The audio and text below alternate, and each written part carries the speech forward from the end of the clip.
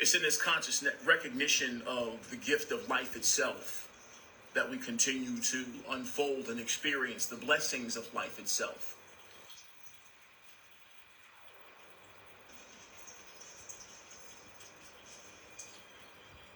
Are you grateful for existence? How grateful are you for existence? Once again, before we decide to label or judge something to be wrong or out of alignment or unfair, good, bad, or indifferent,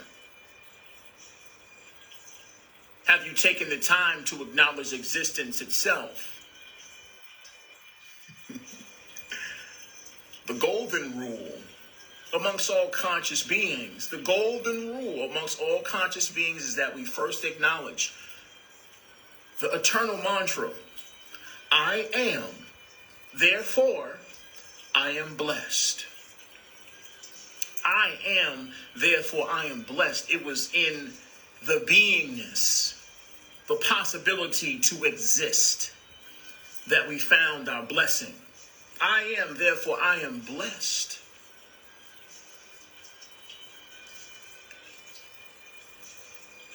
It's not, once again, the existence itself and being eternal in nature cannot be quantified.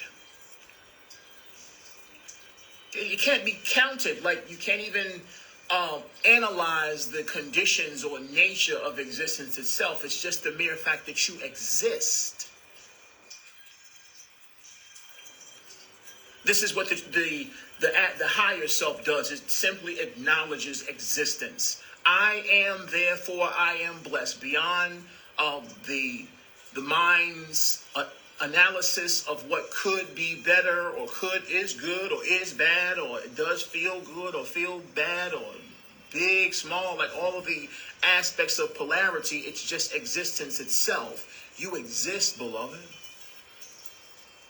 Once again, existence is an eternal gift.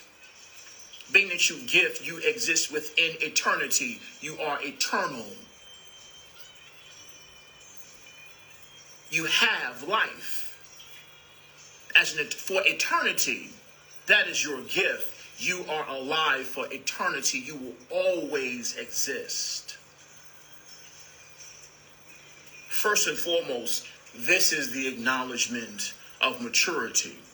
I have the opportunity to experience myself more and more and more of myself beyond labels or judgments or any categorization of the nature of the experience. I exist.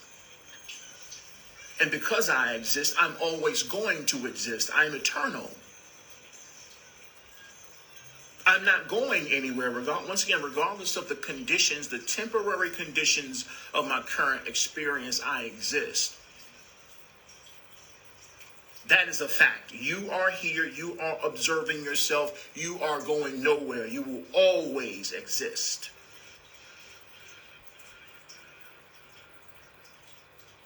You have the opportunity to experience, to flourish, to crystallize more and more of your own beauty. As the creator, you exist. This is a blessing. This is a blessing of all blessings, to exist. I have an opportunity to be, to flourish, to explore myself. This is the foundation of all blessings. From here, there is only the opportunity to experience, to unfold more of yourself. You are the creator. You exist. Once again, I am, therefore I am blessed. I am blessed with the ability to create, to experience myself, to experience more and more of myself.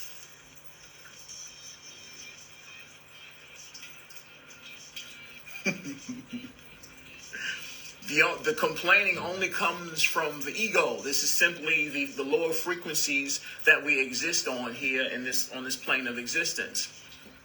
The ego, to be honest with you, the voice of the ego is always going to complain. It's always going to find error in existence. That's its work. Because once again, we're in the lower frequency programs. This is called the hell planes. It's the hell planes because these suggestions are all the frequencies of these suggestions exist around you on this plane. So you're always going to hear context, dialogue of that nature. Has nothing to do with you. You're here on the hell planes, the voice of the ego, the talking, the complaints, and the finding of error or problems or what have you. It's just a part of this frequency band of existence. It's this environment. Grounding yourself is in recognizing that you aren't this voice, to be able to step back and be still, to observe it. Not attempt to force it away or push it away. Once again, we talked about this before too, the Chinese finger trap analogy. The more you struggle, the more you push, the more you invest in attempting to get the voice away or stuff it down or stop it or what have you, you're only giving energy to it. You're only validating it more by attempting to push it away. Your power as a creator is to be mature enough to simply observe it and not allow it to emotionally manipulate you, because you don't identify with it. You know that the talking that you hear mentally is simply the lower frequency programs of this environment. It's simply in acceptance of yourself, acceptance of all the activity that you hear, all the suggestions that reach the senses. And acknowledge yourself. The heart is saying none of this. This is where I exist. I'm here as an observer. I get to decide to participate or energetically entertain the ideas that I hear that resonate with me, things that bring me joy, ideas that feel nice to me. I enjoy this. I will give this energy. Let me entertain this for a little while. But of course, the mature soul, as we heal, we have the ability to step away from that dialogue and not identifying with it. We entertain the dialogue for as long as it serves us, because eventually the voice is going to turn into this skewed dialogue of judgment or ego or what have you. It's just that once again, at that point, we can just decide to not entertain it. And this is not by force. This is not, well, let me do something else, or let me change, or let me stop thinking. And it's like, well, no, none of that's necessary. It's only necessary to consciously step back. Just step back without pushing or pulling or trying or any of that stuff. It's just being quiet. There's no methodology to how to do it and so on and so forth. Because even when it comes to, well, how you stop thinking, how you stop listening to the voice, and how you did, once again, the how implies a logical explanation. Oh, yeah, you got to do this mantra, and you got to do such and such. Look, beloved, like you're compounding mental activity with more mental activity and feeling as if there's a logical methodology in order to release something. And once again, this is only compounding you identifying with the voice. Well, let me stop the voice from talking, so let me say mantras with this voice. And it's like, well, beloved, you're still identifying with the voice of the ego. It's like you're not going to stop the ego from talking by inserting some more ego talking. That's not how it works. Once again, these logical explanations on how to control the voice in the head only compound the mechanism of you identifying with the voice in your head.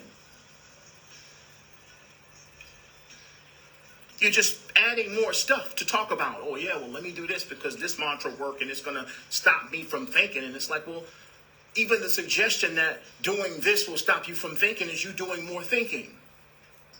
You just, once again, pouring gas on the fire. Oh, well, this gas will put the fire out. So, like, no, it's just going to reinforce your identification with the voice in your head. It's your ability to be still, to be quiet, to just relax, to accept.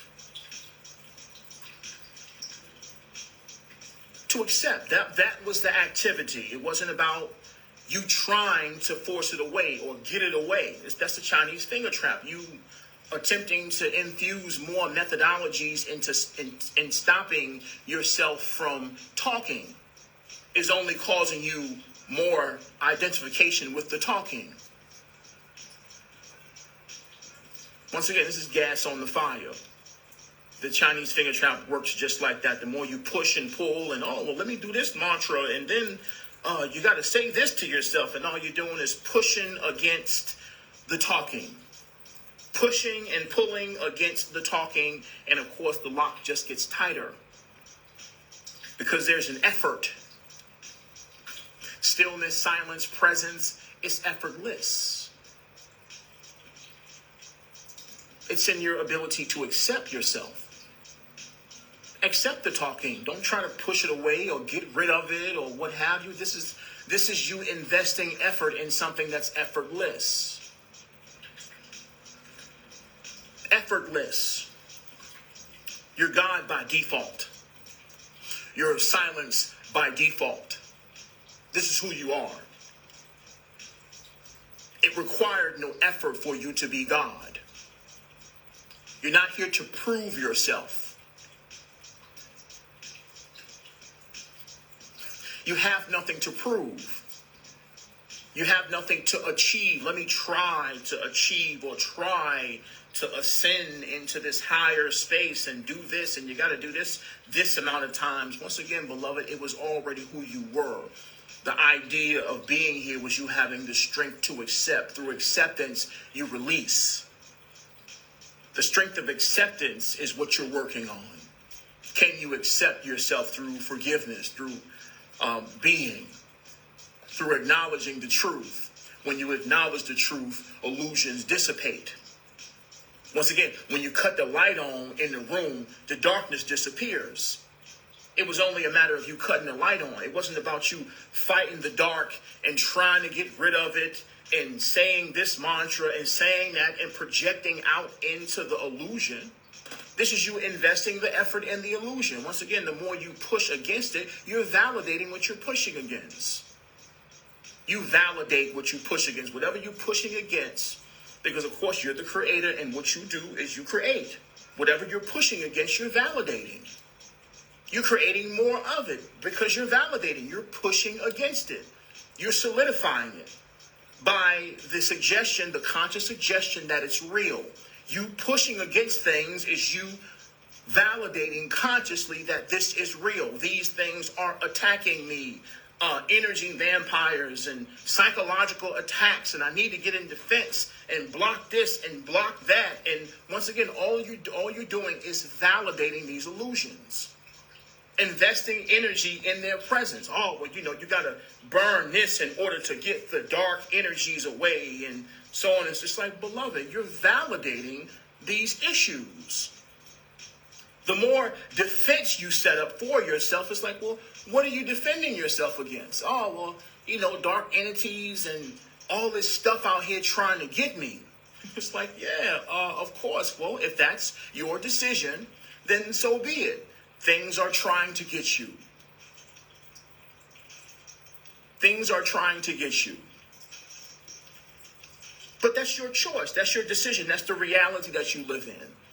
Oh, let me burn this because, lower frequencies and stuff that they're trying to get me. And it's like, okay. The choice is yours. You're validating whatever you resist.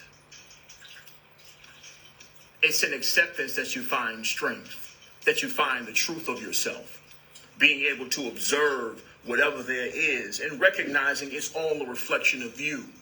You knowing that you're not in any danger as the creator, you're simply observing aspects of self, doing what they came here to do. It was in your ability to be present amongst all of these illusions or supposed threats that you found your strength.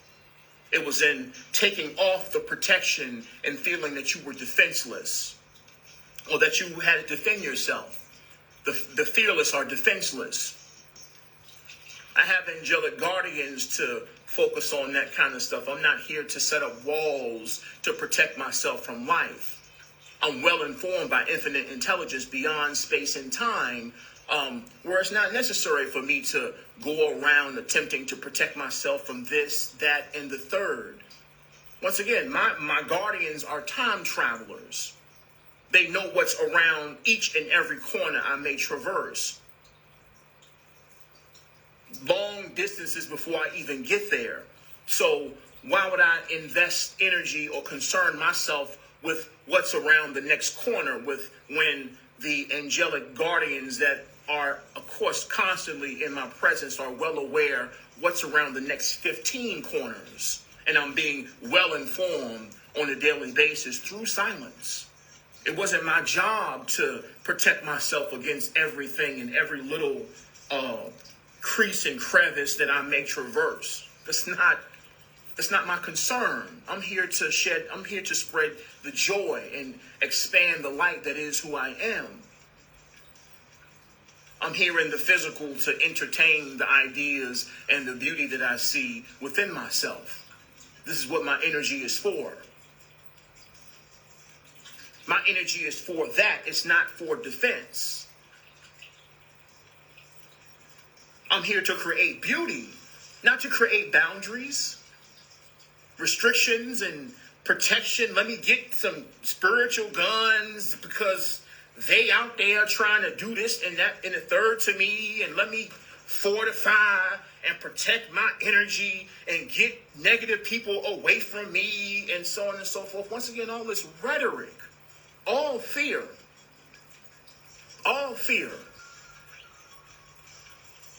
The fearless are defenseless because I'm aware of who I am as the foundation of this reality. I am the foundation of the hologram. I'm the creator. God has no enemies.